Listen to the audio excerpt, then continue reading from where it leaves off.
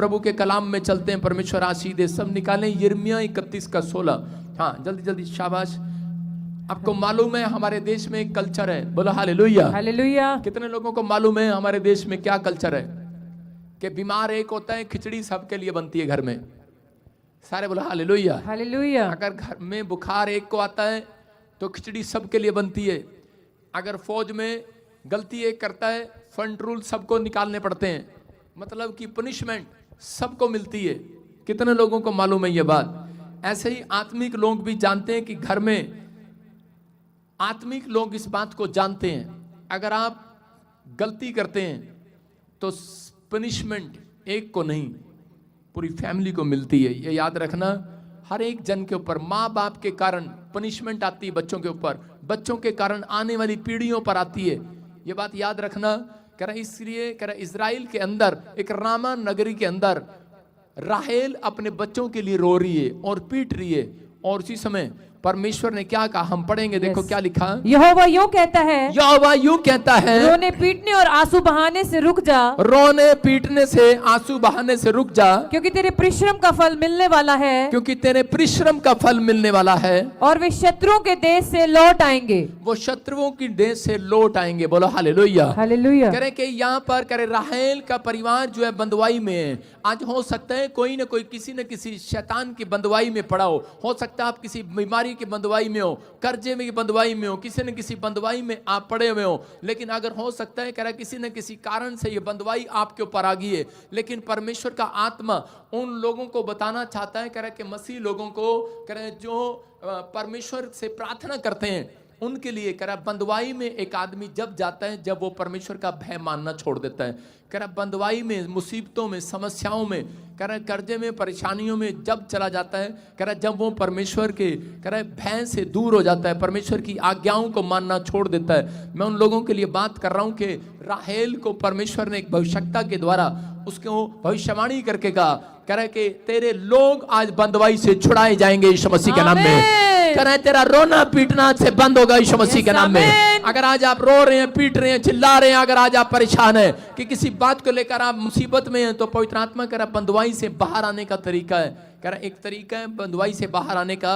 एस्तर परमेश्वर का भय मानती थी और वो जानती थी कि बंदवाई में से कैसे बाहर आया जाता है। कि एस्तर के चाचाओं और उसकी जाति के लोगों को जब खबर पता लगती है कि तुम्हें बंदवाई में डाल दिया जाएगा और कोई प्लान बना रहा है, कोई षड्यंत्र बना रहा है, कोई मंत्री उसके लिए, तो उसी समय एस्तर ने बंदवाई से अपने लोगों को बाहर निकालने के लिए, हो सकता है कह रहा है कि आज बहुत सारे लोगों को, किसी को पता लगा हो कि उसको डॉक्टर ने जवाब दे दिया है, कोई किडनी में, लीवर में कोई इन्फेक्शन हो गया, कोई प्रॉब्लम हो गया, कोई ऑपरेशन करना पड़ेगा, डॉक्टर ने जवाब दे दिया आपको बच्चा नहीं है। मैं कह रहा हूं बंदवाई में चले गए हैं वो लोग। हालेलुया। आप बंदवाई में, बिजनेस बंदवाई में, आप किसी न किसी बंदवाई में, लेकिन बंदवाई में से बाहर आने का तरीका है। हालेलुया। एस्तर को जब इस बात का पता लगता है कि हम लोग बंदवाई में जाने वाले हैं, तो उसी समय एस्तर परमेश्वर का भय मानने वाली लड़की थी और वो परमेश्वर का सम्मान करने वाली लड़की थी, उसका भय मानती थी और उपवास प्रार्थना पर वो भरोसा रखती थी। हालेलुया। मैं कह रहा हूं कि अगर आज आप उपवास प्रार्थना करने वाले लोग हैं तो आज बंदवाई में से बाहर आएंगे यीशु मसीह के नाम में। हम पढ़ते देखते हैं एस्तर ने क्या किया, चौथा अध्याय उसके 15-16 में पढ़ेंगे। हालेलुया। तब एस्तर ने मोर्दकाई के पास यह कहला भेजा, तू जाकर शूशन के सब यहूदियों को इकट्ठा कर, हाँ। और तुम सब मिलकर मेरे निमित्त उपवास करो, 3 दिन रात ना तो कुछ खाओ और ना कुछ पियो। मैं भी अपनी सहेलियों सहित उसी रीति से उपवास करूंगी, और ऐसी ही दशा में मैं नियम के विरुद्ध राजा के भीतर जाऊंगी, और यदि नष्ट हो गई तो हो गई। सारे बोलो हालेलुया। हालेलुया। कह रहा यहाँ पर एस्तर के परिवार के लोग घबराए हुए थे, उसका चाचा जिसने उसको पाला था वो घबराया हुआ था, उसकी जाति के लोग घबराए हुए थे क्योंकि राजा उनको मारने वाला था, बंदवाई में डालने वाला था। लेकिन उस समय में एस्तर घबराई नहीं क्योंकि वो परमेश्वर पर भरोसा रखती थी और उसने अपने लोगों को क्या प्रचार कराया, क्या मैसेज दिया। क्योंकि आज बहुत सारे लोग जो है जब मुसीबत में जाते हैं, बंदवाई में जाते हैं, तो वो हेल्प मांगते हैं लोगों से, लेकिन उसने अपनी हेल्प करे किसी और से नहीं करे, परमेश्वर से मांगनी चाहिए। उसने अपने लोगों को कहा कि हम 3 दिन का उपवास प्रार्थना करेंगे, करे और परमेश्वर हमें बंदवाई में से बाहर ले आएगा यीशु मसीह के नाम में। करे कैसा भी कर्जा होगा बाहर आएंगे आज, करे कैसा भी बांझपन होगा बाहर आएंगे आज, करे कैसा भी शराब होगा बंदवाई से बाहर आ जाएंगे आज। उसके अंदर एक विश्वास था कि आज बंदवाई से बाहर आऊंगी मैं, क्योंकि उसके चरित्र के अंदर एक बात थी, उसके कैरेक्टर के अंदर ये बात थी कि परमेश्वर का भय मानती थी वो लड़की। वो लड़की कोई पहली बार उपवास नहीं कर रही थी, वो लड़की पहले से बचपन से उपवास करती आई थी। वो परमेश्वर, क्योंकि उसके लोगों को बताया गया था, उसके लोगों, उसके परिवार के लोग जानते थे, और वो एक भय मानने वाली लड़की थी। वो एक दिन नहीं, वो पहले से उपवास रखती थी। बाइबल प्रार्थना पढ़ने वाली, प्रार्थना करने वाली लड़की थी, वो भरोसा रखती थी। लेकिन आत्मिक एस्तर इस समय में आत्मिक हो चुकी थी, और वो जानती थी कि बंदवाई से बाहर आना है तो उपवास प्रार्थना मेरे जीवन में जरूरी, मेरे जीवन का हिस्सा जो है उपवास प्रार्थना होगा। एक व्यक्ति अगर उपवास प्रार्थना नहीं करता मसीह में आने के बाद, जैसे तुलसी का पौधा वो सूख जाता बिना पानी के, तो ऐसे ही करें एक मसीह जल्दी सूख जाता है, इसलिए वो बंदवाई में चला जाता है। अगर आप अपनी लाइफ के अंदर हफ्ते में 1 दिन या महीने में 1 दिन या 3 दिन आप उपवास नहीं करते, तो इस कारण है कह रहे कि बहुत सारे लोग बंदवाई में चले जाते हैं, वो अपनी लाइफ में कभी सुख को नहीं देखते। लेकिन एस्तर आत्मिक थी, जानती थी कि मैं अपनी शरीर की जो लड़ाई है, कि शारीरिक जो लड़ाई है, कह रही कि मैं किसी सिफारिश से नहीं, पैसे से नहीं, कह रही जो ये लड़ाई है, कह रही मैं आत्मिक तौर से जीत सकती हूँ, क्योंकि शैतान आपकी बातों से नहीं हारता, शैतान आपके पैसे से नहीं हारता। शैतान को आप कह रहे कि अपने पैसे से नहीं हरा सकते, अपनी ताकत से नहीं हरा सकते, कह रहे शैतान सिर्फ कह रहे आत्मिक युद्ध से हारता है। हालेलुया, कह रहे उपवास प्रार्थना से हारता है। और उसी समय जब उसने अपने लोगों को छुड़ाने के लिए, अपने लोगों को बचाने के लिए उपवास प्रार्थना किया, तो उस समय में राजा ने एक स्वयंवर रचा था, और स्वयंवर में कह रहे कि मैं हिस्सा लूंगी और मैं जाऊंगी। उसने कहा कह रहे कि नहीं, यहाँ पर तो बड़ी बड़ी राजाओं की लड़कियां आई हुई हैं, वो जीतेंगी। लेकिन उसने कहा नहीं, कह रही कि मैं उपवास प्रार्थना करके जाऊंगी, और अगर राजा को मैं पसंद आ गई, मैं रानी बन गई, तो याद रखना कह रहे कि तुम्हारे जितने भी काम है वो सब हल हो जाएंगे आज रात यीशु के नाम में। और इसी समय उसने एक फैसला लिया कि तुम मेरे लिए उपवास प्रार्थना करो कि मैं स्वयंवर में जीत जाऊं। एक ब्यूटी कॉन्टेस्ट में उसने भाग लिया। बोला हालेलुया। जितनी औरतें बैठी हैं, क्या अगर मैं आपको कहूं कल आपने ब्यूटी कॉन्टेस्ट में भाग लेना है, कितनी औरतें भाग लेंगी? बोला हालेलुया। कोई हिमाचल माता हाथ खड़ी कर रही है 90 साल वाली सुनो, कह रहे ब्यूटी कॉन्टेस्ट में जब भाग लेना है, आपने सुना होगा हिमाचल में नंबर 1 आई, पंजाब में एक महिला नंबर 1 आई, उसको मुकुट दिया गया, चंडीगढ़ में आई, फलाने में आई, फलाने में आई। लेकिन बहुत सारी औरतें यहाँ पर आकर बता कर जाती हैं कि आपको पता है, उनसे पूछते हैं आपकी सुष्मिता सेन को जब इंडिया में पूरे वर्ल्ड में जब उसको चुना गया, तो उसी समय मैं किसी की बात बता रहा हूँ, तो उसी समय उससे पूछा गया कि आपने जो कंपटीशन जीता आपने कैसे जीता? वो कहती है मैंने अपने माँ बाप के नेचर से जीता, अपने माँ बाप की स्पोर्ट से जीता। लेकिन दूसरा कहते कि मैं बहुत अच्छे अच्छे केले खाती थी, बहुत अच्छे अच्छे सेब खाती थी, और उसके बाद कह रही कि मेरे पास इतने पाउडर थे, इतनी क्रीमें थी, एक से एक फेशियल था मेरे पास, और जो मैंने लगाया उसके बाद मैंने गुलाब जल से नहाई, पता नहीं उसने क्या क्या किया। आज मतलब ब्यूटी कॉन्टेस्ट में जीतने के लिए लोग क्या करते हैं? मेहनत करते हैं। आज बॉडी बिल्डर अपने आप को जीतने के लिए, कह रहा जंग जीतने के लिए डब्बे खाते हैं, पाउडर के डब्बे खाते हैं तगड़े होने के लिए। मैं कह रहा हूं दौड़ने के लिए पता नहीं कौन कौन से, माँ अपने बच्चों को पास कराने के लिए, ज्यादा दिमाग देने के लिए क्योर कार्पिन का तेल लगाती है उसके सिर पर, उसको आंवले का तेल लगाओ, उसको ये लगाओ, बच्चे का दिमाग हो जाएगा, ये पढ़ाई में नंबर 1 आएगा। लेकिन एस्तर ने ऐसा नहीं किया। एस्तर का भरोसा किसी तेल पर, साबुन पर नहीं, एस्तर का भरोसा किस पर था? एस्तर का भरोसा कह रहा है कि परमेश्वर पर था, और उसने कहा कि मैं उपवास प्रार्थना करूंगी, क्योंकि वो आत्मिक थी। क्योंकि आत्मिक बातें कह रहा आत्मा में चलाए हुए लोग, जिनको आत्मा में उद्धार पाए हुए लोग हैं, वो जानते हैं। और अगर आत्मा में पाए हुए लोग जब परमेश्वर से उपवास प्रार्थना करते हैं, तो याद रखना शैतान हारता है और वो लोग जीत कर आते हैं यीशु मसीह के नाम में। और वो औरत कह रहे कि उसी समय वो लड़की कह रहे कि बहुत सारे लोग वहां पर एक से एक महंगा महंगा फेशियल करा के गए होंगे, लेकिन वो बेचारी बिना खाना खाए, बिना पानी पिए, 3 दिन उसने पानी नहीं पिया।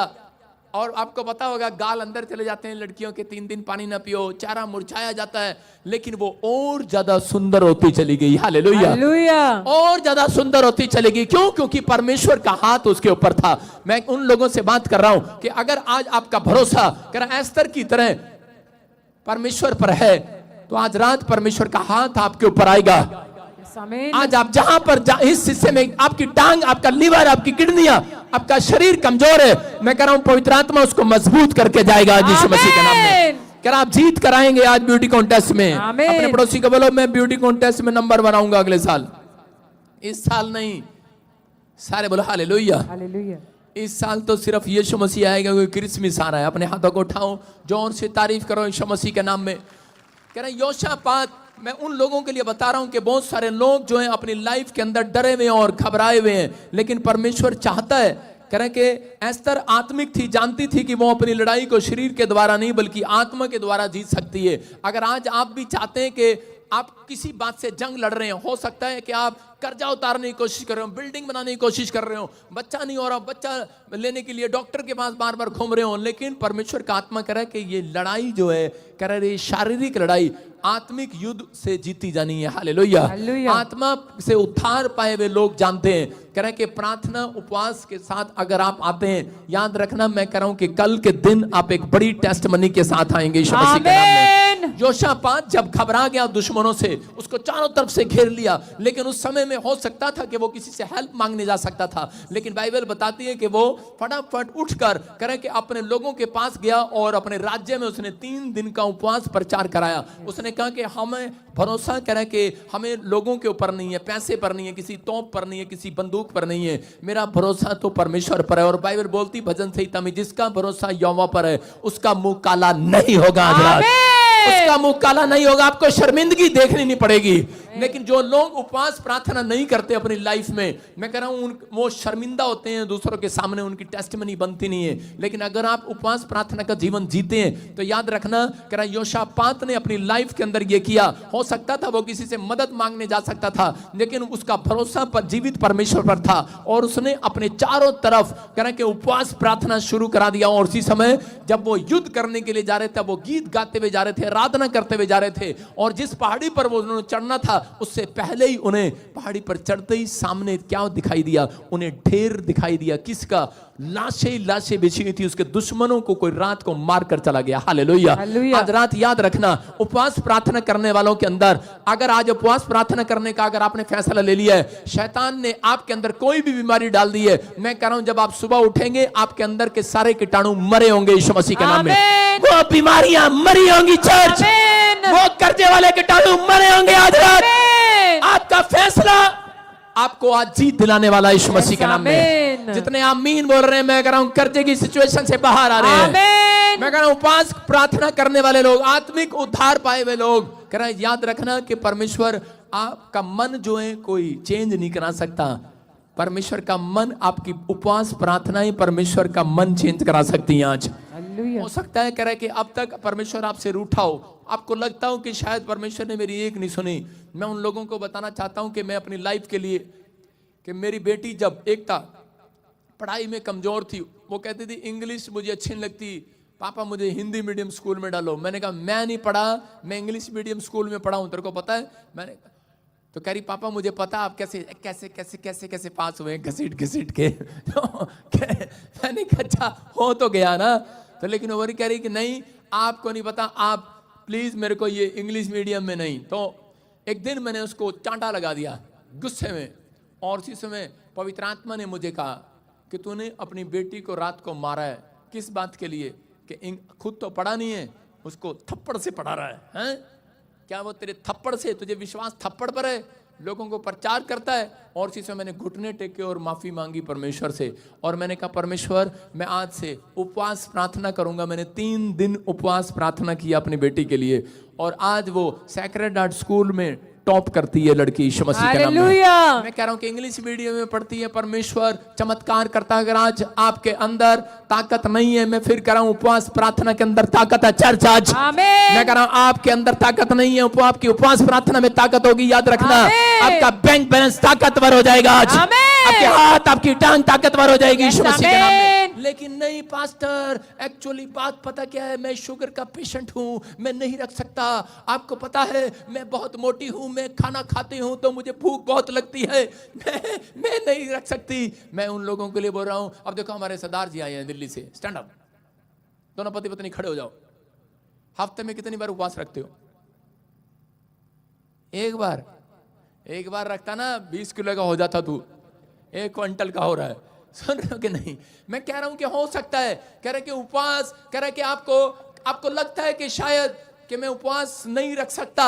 याद रखना, जब उपवास आप अपनी मर्जी से रखते हैं तब परमेश्वर उसमें नहीं होता। हालेलुया। जो उपवास आप प्रार्थना के साथ रखते हैं, परमेश्वर को बोल कर रखते हैं, उसमें परमेश्वर आपके साथ होता है। हालेलुया। कि आप परमेश्वर को बोल कर रखें, आपका एक प्लान हो। याद रखना, 3 दिन पहले आपने प्लान बनाया हो, हफ्ते पहले आपने प्लान बनाया हो, डेट फिक्स की हो। ज्यादातर बहुत सारे लोग उपवास में कमजोर क्यों हो जाते हैं? क्योंकि वो छुट्टी के दिन उपवास नहीं रखते हैं। वो लोग जब काम पर जा रहे होते हैं उपवास रख लेते हैं, जब मन करता है उपवास रख लेते हैं। याद रखना, यीशु मसीह ने सब उपवास एक जैसे नहीं रखे, उसने 40 दिन का उपवास किया। हालेलुया। याद रखना, 40 दिन के उपवास करने की जरूरत नहीं आज आपको। अगर आप यीशु मसीह के लिए एक दिन 40 दिन की तरह निकाल दें, मैं कह रहा हूं आपका एक ही उपवास आज आपके लिए प्रतिफल लेकर आने वाला यीशु मसीह के नाम में। आपको विश्वास करना है आज। कह रहा है कि यीशु मसीह 40 दिन उपवास करता था, टेलीफोन पर नहीं गया। यीशु मसीह उपवास करता था कि दोस्त को मिलने नहीं गया, शाम को मन नहीं किया उसका थोड़ी देर टीवी देख ले, शाम को पत्ते खेल ले ताश के। उसका मन था, कह रहे मैं पूरी भक्ति आज का दिन में पूरा दे दूं परमेश्वर को। हालेलुया। उपवास का मतलब ये नहीं है कि आप अपनी आत्मा को दुख दें। आपका उपवास का मतलब है कि आपने त्याग किया उन चीजों का जो आपकी आशीषों में रुकावट बन रही थी। हालेलुया। याद रखना, मैं कह रहा हूं कि एक औरत मेरे पास बॉम्बे से आई, 20 साल से बच्चा नहीं था। मैंने कहा जा उपवास कर। बड़े उपवास किए लेकिन कुछ नहीं हुआ। लेकिन मैंने कहा कि 40 उपवास रखने से कुछ नहीं होता। कहती मैंने 42 उपवास रखे। एक पास्टर ने मुझे बोला 42 उपवास रख। मैंने कहा जब तो झूठ बोल रही है, या मैं झूठ बोल रहा हूं या वो बोल रही है। मैं कहा 42 उपवास कहीं नहीं लिखे। मैं कहा 40 उपवास हो सकते हैं। कह रही कि नहीं, मेरे को बोला गया 42 उपवास। मैं तूने गलत सुना होगा। मैंने कहा जा फिर 42 उपवास वाला एक दिन कमरे में बंद करके आज उपवास कर ले, रिजल्ट बाहर आएगा यीशु मसीह के नाम में। हम पढ़ते मत्ती के 6 में, देखो क्या लिखा। यहां पर लिखा अपनी कोठड़ी में जा। कहां जा? अपनी कोठड़ी में जा, द्वार बंद कर ले। हाँ फिर पढ़ेंगे, देखो क्या लिखा। अपने पिता से जो गुप्त में है प्रार्थना कर, हाँ। तब तेरा पिता जो गुप्त में देखता है तुझे प्रतिफल देगा। सारे बोलो हालेलुया। हालेलुया। आज लोग उपवास करते हैं, प्रार्थना करते हैं। सबसे पहले लोगों की टेस्टमनी ये होती है, प्रॉफिट जी मैं छत्तीसगढ़ तो आई हूं, मैं उड़ीसा तो आई हूं, मैं पंजाब तो आई हूं, मैं चंडीगढ़ तो आई हूं, मैं दिल्ली तो आई हूं, मैं दिल्ली तो आई हूं। मेरी गवाही यह हैगी कि मैं जदों प्रार्थना की ना, और बाद परमेश्वर ने मेरी सुन ली। हालेलुया। हालेलुया। समझ रहे हैं कि नहीं? देखो लोग अपनी महिमा करते हैं बहुत बार कि मैं जान जान के बताएंगे मैं 40 रोजे रखे, मैंने ये किया, मैंने वो किया। और ज्यादातर बहुत सारे लोग अपनी महिमा करते हैं। मैं फिर कह रहा हूं उन लोगों को कि आपको शांत रहना है। आपको उपवास के दिनों में कह रहे हैं कि आपको परमेश्वर को पहले बताना है, परमेश्वर मैं उपवास रखने के लिए जा रहा हूं अगले संडे या अगले मंडे, ट्यूसडे या थर्सडे, जो भी आप फिक्स करते हैं कि परमेश्वर मेरा उपवास है उस दिन। हालेलुया। मेरे साथ रहना। फिर से कहो मेरे साथ रहना मेरे प्यारे यीशु, तेरे बिना मैं जी ना सकूंगा। बोलो हालेलुया। कह रहे जब आप कहते नहीं है, क्योंकि ज्यादातर उपवास के अंदर जब आप उपवास रखते हैं तो उस दिन आपके पीछे परमेश्वर नहीं शैतान होता है। कितनों को पता है ये बात? क्योंकि उसको मालूम है। कह रहे कि ये बंदे उपवास रखेंगे। अगर किसी का बच्चा 3 दिन रोटी ना खाए तो क्या होगा? उसकी माँ उसको वो चीज दिलवाएगी, क्योंकि मेरा बेटा 3 दिन हो गए रोटी नहीं खाई। अपने पति को बोलेगी दे देना इसको, तेरा क्या जा रहा, साइकिल देना इसको, जो मांग रहा देना इसको। देना पड़ेगा कि नहीं बाप को? लेकिन कह रहे कि शैतान को मालूम है मसीह लोगों की प्रार्थना में दम है, मसीह लोगों की आवाज में दम है, इनके हाथों में ताड़ियों में ताकत है। जब आप ताड़ियां बजाते हो उसके कानों में गूंजती है शैतान के। याद रखना जब आप हालेलुया बोलते हैं वो डरता है। हालेलुया। तो याद रखना सबसे ज्यादा वो मसीह लोगों के उपवास से डरता है। किससे डरता है? उपवास से। वो मसीह लोगों की ताड़ियों से भी डरता है, हालेलुया बोलने से भी डरता है, हालेलुया। उनके घुटने टेकने से भी डरता है, उनके चर्च आने से भी डरता है। इसीलिए वो आपको बार बार तंग करता है, ताड़ी नहीं बजाना है, चर्च नहीं जाना, दशमांश नहीं देना, उसको मालूम है। लेकिन सबसे ज्यादा वो डरता है, उपवास से डरता है। हालेलुया। उसको मालूम है अगर इन्होंने उपवास कर लिया, कह रहा है जो ये मांगेंगे इनका बाप इन्हें दे देगा यीशु मसीह के नाम में। आमीन। कह रहा दानियल 21 दिन के उपवास कर रहा था, लेकिन क्या हुआ, उसी समय कह रहा दानियल के आशीष को रोक कर बैठ गया, और उसी समय कह रहा था कि नहीं जाना नहीं जाना, सरदूत को पकड़ कर खड़ा हो गया। कह रहा नहीं नहीं, इसका एक उपवास अच्छा नहीं है, इसका दूसरा भी अच्छा नहीं है, इसका तीसरा भी अच्छा नहीं है, चौथा भी अच्छा नहीं है। इसका मतलब मैं फिर कह रहा हूं कि पुराने नियम में लोग 40 रखते थे, 21 रखते थे। अगर आप आत्मा से उद्धार पाए हुए लोग हैं तो आत्मिक तौर पर अगर आप अपनी कोठड़ी में जाएं, उस दिन अपने आप को व्यस्त करें और परमेश्वर को कहें, परमेश्वर कि मैं दाल का उपवास रखूंगा। अगर आप शुगर के पेशेंट हैं, आप कहें कि परमेश्वर कि मैं आज इन चीजों का उपवास रखूंगा। याद रखना, उपवास करे बगैर आपको प्रतिफल बाहर नहीं आएगा। जितने लोग उपवास करने का फैसला ले रहे हैं, मैं कह रहा हूं इस हफ्ते में उनका बच्चा चौथे नंबर से पहले नंबर पर आएगा यीशु मसीह के नाम में। दानियल की आशीष को पकड़े हुए था और उसी समय, लेकिन जब उसने उपवास प्रार्थना पूरा किया तब आया। जब उसके उपवास प्रार्थना पूरे हो गए 21 दिन के बाद आया, पहले क्यों नहीं आया परमेश्वर। और जब लिखा बाइबल के अंदर मत्ती में, वहां पर एक जगह पर लिखा 4:11 में क्लियर लिखा, कह रहा कि जब यीशु मसीह के उपवास 40 दिन के पूरे हो गए तो उसके बाद स्वर्गदूत यीशु मसीह की सेवा करने लगे। हालेलुया। जब आप उपवास पूरे करेंगे, याद रखना एंजल आएंगे और आपकी सेवा करने के लिए भेजे जाएंगे। सेवा करने के लिए आपने आज तक परमेश्वर की सेवा की है, उपवास करने वालों की सेवा करा एंजल करेंगे आज रात के बाद। आमीन। आप जो कहेंगे वो करेगा। आमीन। कह रहा ऐसे स्वर्गदूत भी होते हैं, कह रहा जो उपवास वाले होते हैं, और जब उनको भेजा जाता है तो इसका मतलब कह रहा परमेश्वर उनकी जिंदगी में काम करता है। मैंने एक पादरी की आपको बता रहा हूं कि 1.5 साल सेवा किया। मैंने उसके पैर धोए, उसके कपड़े भी धोए, मैंने उसके प्रेस भी किए। वो मुझे डांटता भी था, मैं उसकी डांट भी खाता था, उसकी कार भी चलाता था, उसकी कार भी ठीक करता था, सारे काम करता था। मैं उसके घर में झाड़ू पोछा भी लगाता था, बर्तन भी मांजता था। मैंने कहा किसी तरीके से कोई एक छोटा सा रस इसके घर में से मेरे ऊपर टपक जाए, हालेलुया, वो अभिषेक का रस टपक जाए। लेकिन याद रखना, मैं कह रहा हूं कि आप लोग जब इस बात को समझते हैं, कह रहे हैं कि परमेश्वर के दास के पास आशीष है। जब आप यहां पर आए हैं, कह रहे हैं कि जब हमारे पास, कह रहे क्यों, क्योंकि वो उपवास करता था। अगर आप वो उपवास नहीं कर पाते, जब आप परमेश्वर के दास के पास आते हैं, अभिषेक दास के पास, मैं कह रहा हूं कि बहुत दास हैं, लेकिन आप लाखों चर्च हैं, लेकिन मशहूर कितने हैं, आपको फेमस कितने लोग आपको पता है कि ये चर्च फेमस हैं। ये अपनी मर्जी से फेमस नहीं किए गए, ये यहोवा की ओर से फेमस किए गए। कह रहे हैं कि ये आपको विश्वास करना है, कह रहा है क्योंकि पवित्र आत्मा जानता है इस बात के लिए। कह रहा है कि जो आप आज रात किस यहां पर बैठे हैं मेरे पास, क्योंकि मैंने बड़े उपवास किए हैं परमेश्वर के सामने, और वो उपवास का प्रतिफल है जो आप उद्धार पाए हुए लोग यहां पर बैठे हैं। और आज जो मेरे साथ मेरी सेवा करते हैं, वो सेवा करने वाले स्वर्गदूत आज मैं आपके ऊपर ट्रांसफर करता हूं यीशु मसीह के नाम में। वो अनॉइंटिंग आपके ऊपर ट्रांसफर करता हूं। लेकिन एक व्यक्ति उपवास जब तक नहीं कर सकता जब तक वो आज्ञाकारी नहीं होगा, जब तक वो अभिषिक्त नहीं होगा, जब तक वो अभिषेक का सम्मान नहीं करेगा। और परमेश्वर उन व्यक्तियों को आशीष देते हैं जो आदर करते हैं। याद रखना, यहां पर कह रहे बहुत सारे लोग गुस्से वाले हैं, हो सकता है कह रहे कि बहुत सारे नाराज होने वाले हैं। छोटी छोटी बात के लिए आपका मुंह टमाटर की तरह लाल हो जाता है, छोटी छोटी बात पर कह रहे नींबू की तरह निचुड़ जाता है आपका मुंह, क्या कर रहा, मतलब छोटा से काम नहीं बनते तो गुस्सा आ जाता है। लेकिन याद रखना, परमेश्वर उपवास के दिनों में ऐसी चीजें पसंद नहीं करता। अगर आपको छोटी छोटी बातों में गुस्सा आता है, कुछ लोग उपवास कर लेते हैं और थोड़ी देर की तरह बुलेट का पिस्टन गर्म हो जाता है, थोड़ी देर की तरह से पिस्टन उनका गर्म रहता है, जल्दी ले आ रोटी फटाफट, जल्दी ले आ, 5 बज गए भगवान, नहीं तो थोड़ी देर में तुझे पहुंचा दूंगा भगवान के पास। हालेलुया।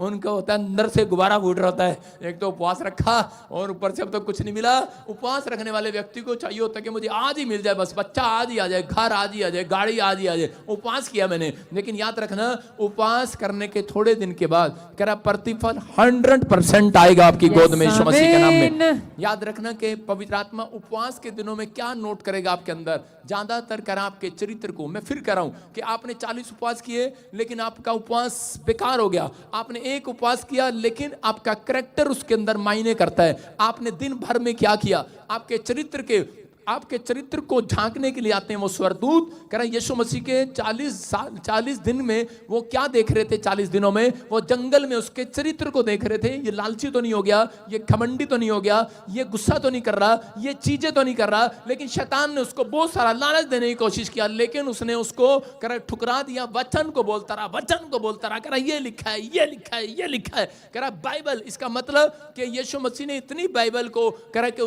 उसका ज्ञान उसके अंदर भरा पड़ा था।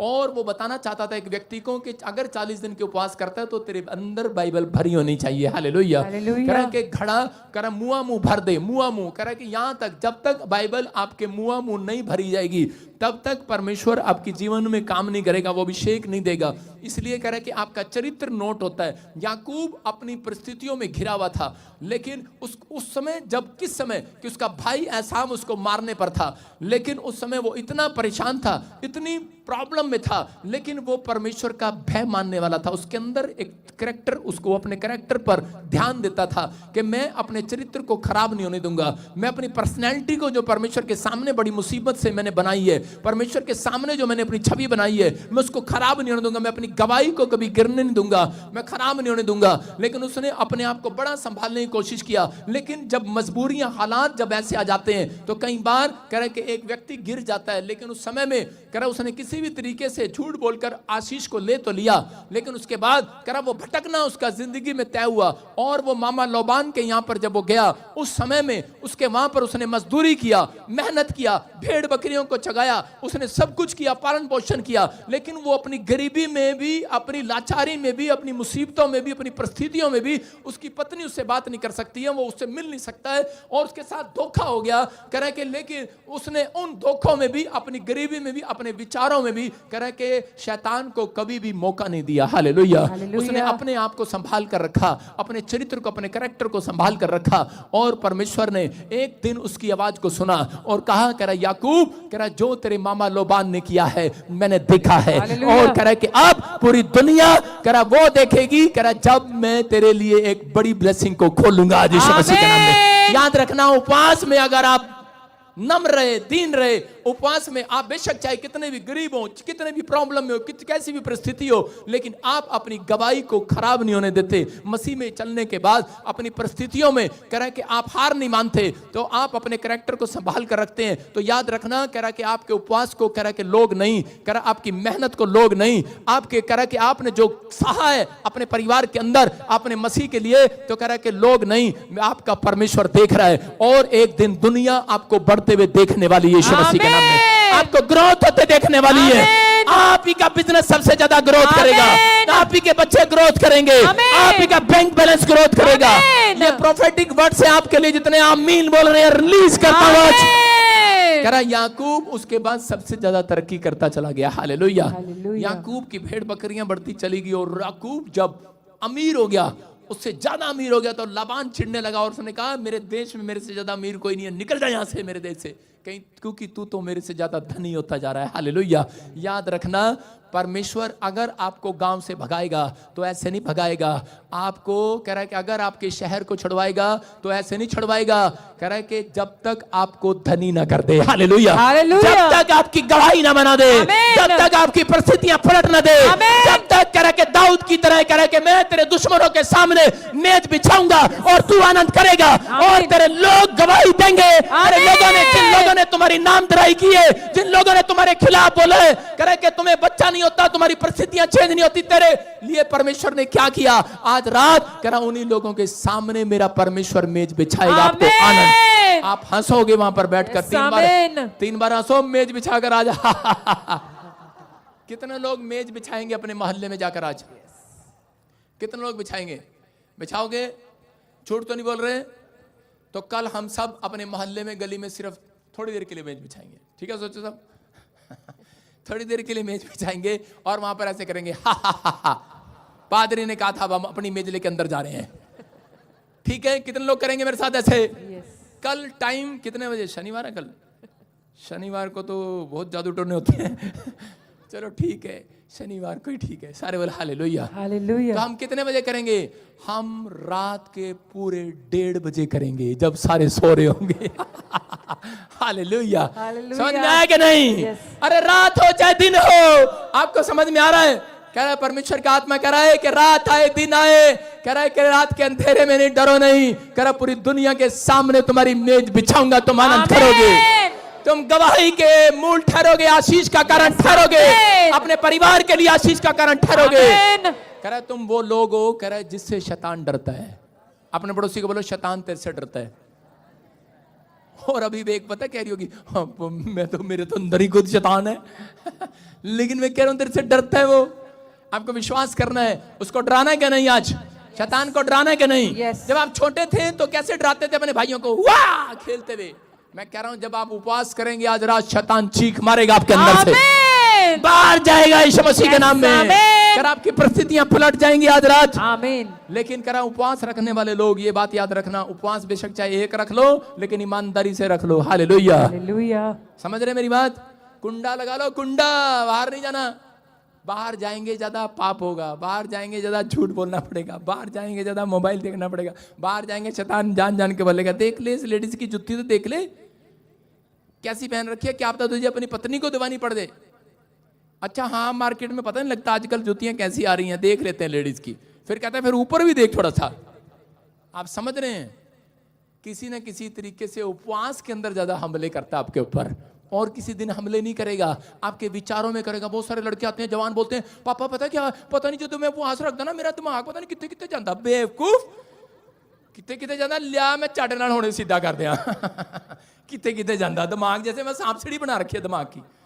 मारते हैं फड़ियां, दिमाग खुद गलत है और फड़ियां मारते हैं। परमेश्वर आपके दिमाग को ठीक करने नहीं आएगा, आपको उपवास में प्रैक्टिस करना पड़ेगा। उपवास किस लिए दिया गया? प्रैक्टिस करने के लिए, अपनी आत्मा को तैयार करने के लिए। ये क्रिसमस किस लिए आ रहा है? नया साल किस लिए आ रहा है? हालेलुया, भंगड़ा पाने के लिए। जब ये क्रिसमस इसलिए आ रहा है आपको अपनी आत्मा को तैयार करना है, हालेलुया, नए साल में प्रवेश करने के लिए। हालेलुया, समझ में आया कि नहीं चर्च? कह रहे हैं कि आप जब तक तैयार नहीं होते, बॉडी बिल्डर क्यों प्रैक्टिस करता है? अरे एक एथलीट क्यों दौड़ता है? वो प्रैक्टिस कर रहा होता है जीत करने के लिए। याद रखना, हम उपवास रखते हैं, हम जो परमेश्वर ने हमारे लिए इनाम रखा हम वो जीतने के लिए जा रहे हैं आज। वो इनाम पाने के लिए दौड़ता हुआ जाऊंगा। मैं कह रहा हूं मैं कोच हूं, मैं आपको सिखा सकता हूं, लेकिन मैं आपके पाले में आकर किक नहीं मार सकता। एक बहन आई, कहती पास्टर जी मेरे तो प्रार्थना नहीं होती जरा भी। मैं कहा क्या हुआ? कहती मैंने बड़ी भूख लगती, मैंने बिस्कुट अपने नाल रखे होंगे, बिस्कुट खा लेंदी मैं। कहनी नहीं मोटी हाँ, मैं जर्मनी तो हाँ, मेरे को बच्चा नहीं है, मैं मेरा पति मेरे को नहीं आता, मैं कम नहीं बनता, मेरा कोई काम नहीं। मैं कहा तू उपवास रखिया कर। कहती पापा मैंने तो उपवास ही नहीं होता, प्रार्थना नहीं होती, तुसी मेरे नाम दे रख लो। मैं कहा तेरा भला जब मैं कोच हाँ, मैं कहा मैं किक नहीं मार सकता अंदर आगे पाले च। आप समझ रहे कि नहीं? फुटबॉल जब खेलते हैं तो उसी समय फुटबॉल के मैदान के अंदर खिलाड़ी को रखा होता है कि कौन खेलेगा, कौन गोल डालेगा। सिर्फ उस समय इशारा कर रहा होता है कोच, इधर इधर इधर। हम सिखाने वाले हैं, हालेलुया। हमने किया हुआ है, हम खेले हुए हैं, हम भी इन मुसीबतों में गिरे हुए हैं, हमने भी यहीं से आकर सीखा है। जब तक हम गिरते नहीं है, कह रहा तब तक हम उठते भी नहीं है। हालेलुया। याद रखना कोई बात नहीं, अगर आप गिर गए हैं पाप में, गिर गए हैं गलतियों में, कह रहा बच्चा गिरता है फिर उठता है, गिरता है फिर उठता है, गिरता है फिर उठता है, और एक दिन अपनी मम्मी का हाथ छोड़ता है, हट अब मैं चलना सीख गया हूँ। Hallelujah, hallelujah. आप विश्वास करना है, अगर आज आप गिर रहे हैं बार बार, बिजनेस डाउन हो रहा है, कोई बात नहीं, 1 साल हो गया, 2 साल हो गया, कह रहा बच्चा कामयाब नहीं हो रहा, 1 साल हो गया, 2 साल हो गया, उपवास करने वाले एक दिन हाथ छोड़ेंगे, पकड़ने की जरूरत नहीं पकड़ेगी, दौड़ेंगे, बिजनेस आज आपके हर एक काम दौड़ेंगे। आमीन। आज के बाद आप जो मांग रहे हैं वो मिलने वाला यीशु के नाम में। बस एक काम करना है, एक काम करना है बस। क्या आप करेंगे वो मेरे कहने पर? एक काम जो मुझे ऑनलाइन देख रहे हैं, करे इतना सभी पाप अंदर नहीं जाने देना। सुन रहे हो कि नहीं? मछली कहाँ रहती है? पानी में, समुद्र में। और समुद्र का पानी, मैं देखो कितना बड़ा हो गया हूं, मैं कभी समुद्र में नहा के नहीं देखा। मैं एक बार मॉरिशस गया और मैंने वहाँ पे समुद्र में नहा के देखा तो मेरे मुंह में नमक वाला पानी गया। मैंने कहा इतना नमक, इतने नदी की बात नहीं कर रहा हूँ, यूपी की नदी की बात नहीं कर रहा हूँ, जोड़ की बात नहीं कर रहा हूँ, वहाँ तो मैं बहुत नहाया हूँ। मैं कह रहा हूँ कि लेकिन उस समुद्र में वो प्योर था और वो नमक मेरे से पिया नहीं गया, पानी नहीं पिया गया, मैंने थूक दिया उसको। और मछली को जब आप खाते हो, आप मछली को टेस्ट करके देखो, वो अंदर से फीकी निकलती है। मछली समुद्र में रहती है नमकीन वाले पानी में, लेकिन इतना सभी नमक उसके अंदर नहीं जाता। हालेलुया। याद रखना, अगर आज रात, इसलिए परमेश्वर ने मछली को चुना, आज पवित्र आत्मा अपने लोगों को चुनना चाहता है जो इतना सभी नमक कह के इतना सभी पाप अंदर नहीं जाने देंगे। याद रखना, मैं कह रहा हूं वो इस धरती के ऊपर कह रहा पूरी दुनिया के सामने उनके लिए मेज बिछाएगा और उसको ऊपर लेकर आएगा, आनंद करेगा।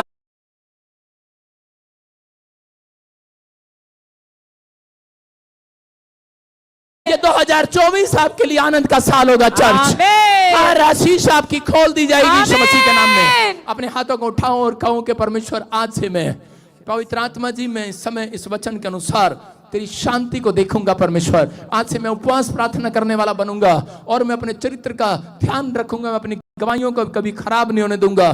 परमेश्वर जैसे योशापात को तूने चैन दिया, परमेश्वर आज मेरे घर में भी चैन दे, मेरे परिवार में, मेरी बॉडी में, मेरे परिवार के हर हिस्से में पवित्र आत्मा जी हर एक चीज में आज तू शांति दे दे यीशु मसीह के नाम में। मेरे प्रभु जो मुझे ऑनलाइन देख रहे हैं, जो मेरे चर्च में बैठे हैं, जब मैं इनके ऊपर हाथ रखूं इनके घर में शांति आ जाए, इनके चंगाई की शांति आए, इनकी बॉडी में शांति आए, आज एक बड़ी गवाही बने, शांति आए, एक बड़ा चैन आज रात आने पाए।